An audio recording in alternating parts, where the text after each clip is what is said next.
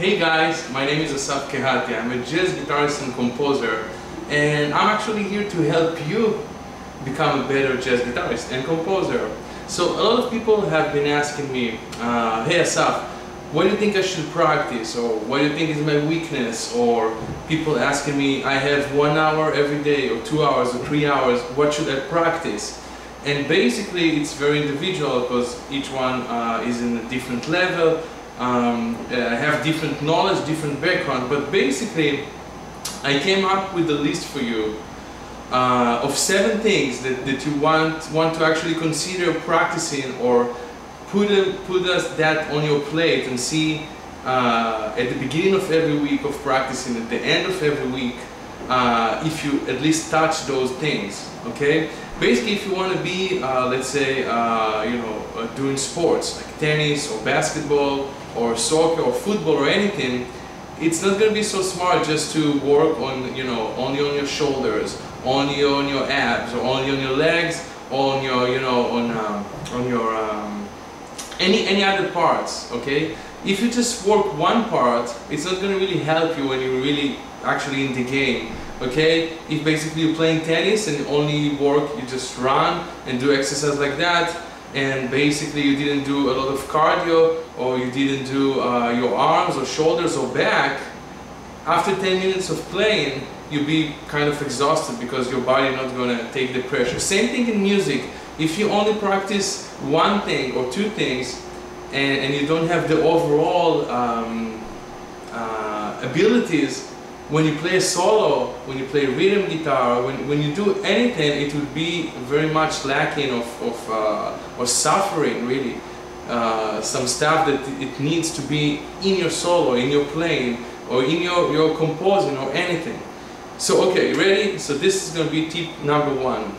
Scales, okay? And I'm not going to tell you exactly specific things to practice, but you need to put this on your list and see if you practice. So again, first thing is scales, okay? So it doesn't matter what is your level, if you're a beginner, if you're intermediate, advanced, professional, superhero guitar, whatever you are, it doesn't matter. You need to practice scales. This is one ingredient in your, basically in your overall cooking, or if you want to be a good chef.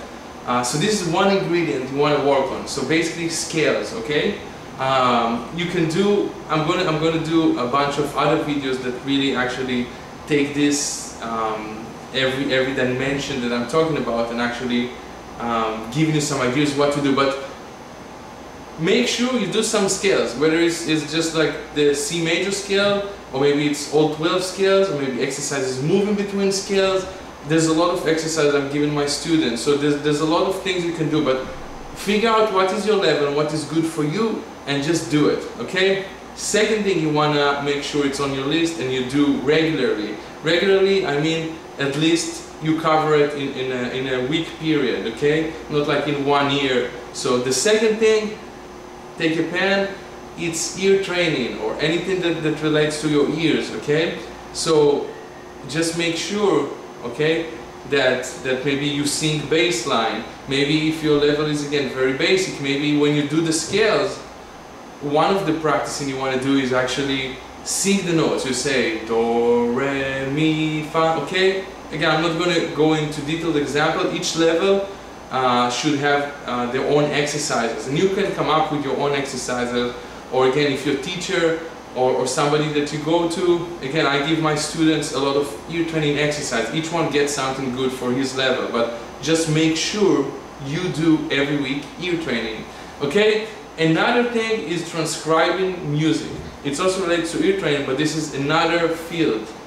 That means in order to learn the language, you need to speak the language, and you need to learn it from somebody that speaks it very, very well. So for example, if you take a solo of somebody, doesn't matter if it's guitar, piano, saxophone, a singer that is doing scat, so you transcribe a solo, okay? You can, again, there's different solos for different levels. You can also transcribe not the whole solo, you can transcribe 10 seconds, you can transcribe 1 chorus, but make sure this is on your list. This is very, very important, okay? Another thing is rhythm. and also polyrhythm, which is kind of from the same subject. So you need to make sure you have some exercises on your list for rhythm.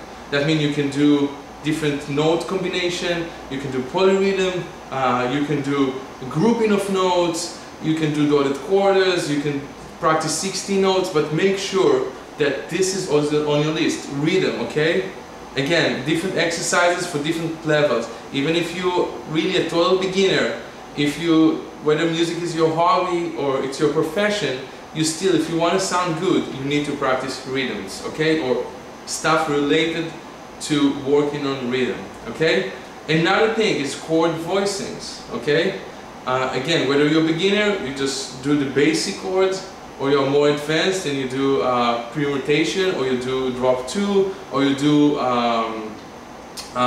big like intervallic chords or triads, or you're doing like 7 chords, you're doing your own voicings, okay? You need to put that also on your list. So when the week is over, actually at the beginning of the week, you look and you say, okay, this week I'm gonna at least do one session, or a part of my session do chord voicing. So that depends how much time you practice. If you practice 2 times a week, so whatever, divided, that you can put chord voicings, okay? If you practice every day, maybe do it every other day or every 3 days. Depends on your practicing, but like try to see at the end of the week has passed, and you say, okay, did I touch chord voicings? Oh no, okay, I should do it tomorrow, okay? Or even better, try to plan ahead what you're going to do in the week, so that you're not going to get, oh, did I do chord voicings? No. Did I do ear training? No. Did I do transcribing? No. Oh, okay, today's Saturday and I'm also already like going to a dinner, and so that's it, so I can't do it this week, sorry. So basically, that's not going to be good for you. Where are we? Number 6, okay? Number 6 is play with people, okay?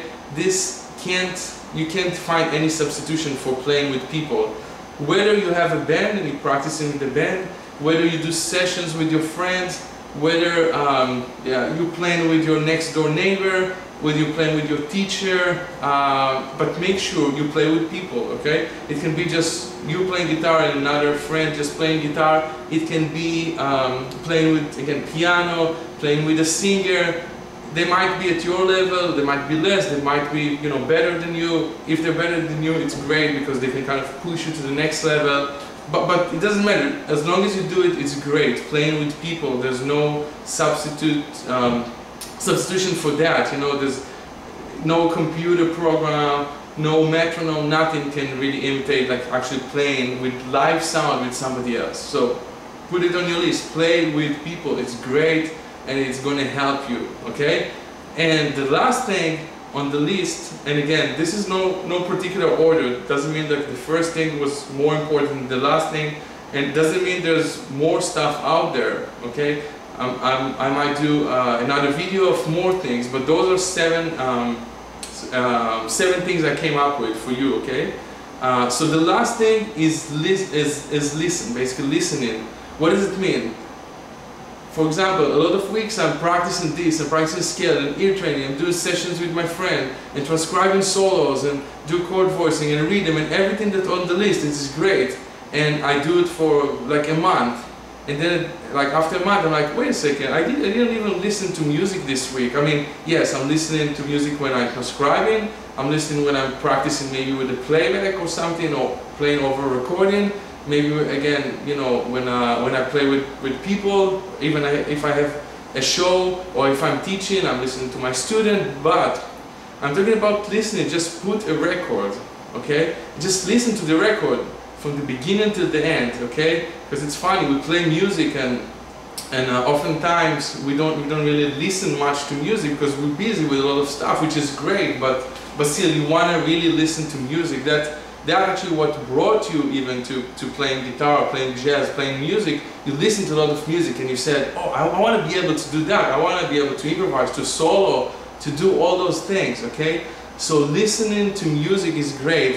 And in these days, like, it's very hectic. People want to do 5 things at the same time, but try really to set 1 hour apart, put one of your favorite CDs, or get a recommendation again from a friend or from your teacher or from somebody you know, that another musician, and say, hey, what's a good CD I can listen to, and just set 1 hour apart from your day. Don't do Facebook at the same time, don't do emails, don't cook at the same time, don't drive. Just sit down and just put your headphones or put like a nice pair of speakers. You can really listen to music, and this is really going to connect you to music, and it's going to connect you to the sound, to the rhythm, to the texture, to the small things that you can learn from listening to music. So guys, that's all. I hope you enjoy this, and I hope it's going to be helpful for you. At the end of every week and at the beginning of every week, try to look at this list, and then make sure you're doing it. You're doing it every week. I know it looks a lot of stuff, but try to put it in 1 week, and it's going to be very, very beneficial for you in the long run, okay? You want to do it, and then you're going to be really a complete musician. When you really play one note or you're playing a solo, it's all going to make sense, and in a really great way, that your solo sound really, really good, and not just notes, but you're really playing music. Now, if you have any questions about this video, you're more than welcome to find me on Facebook, or just leave a comment here. I'm answering all the comments personally, or you can go to my website and send me a message. I really love helping people, spreading the music and the techniques I'm using to teach. So make sure, if you have any questions about that, if you want me to make another video or in more details about what I just explained to you, so feel free, put your comments, and that's it. So now all you have to do is start practicing.